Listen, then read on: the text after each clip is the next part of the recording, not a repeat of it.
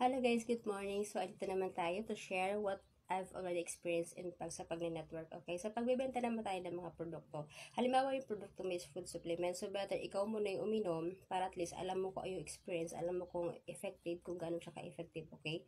Para mas madali mo siya i-approach. Before mo i-aral yung product nyo, na halimbawa food supplement, mas ma-effective siya kung ikaw muna uminom. Kasi hindi ka makapagbenta kapag sakitin ka.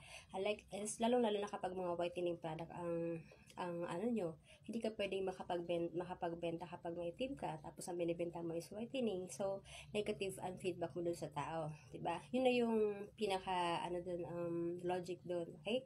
Pagka mga gamot, or mga food supplements na meron kayo, magpagaling ka muna. Ikaw muna yung mag-benefit. Okay? Be the product of your product. Yun ang ibig sabihin nun. Lalo sa mga whitening, sa mga slimming. Dapat pag mga slimming, magpapayat ka muna before ka makapag-advertise. Okay? So, good luck guys.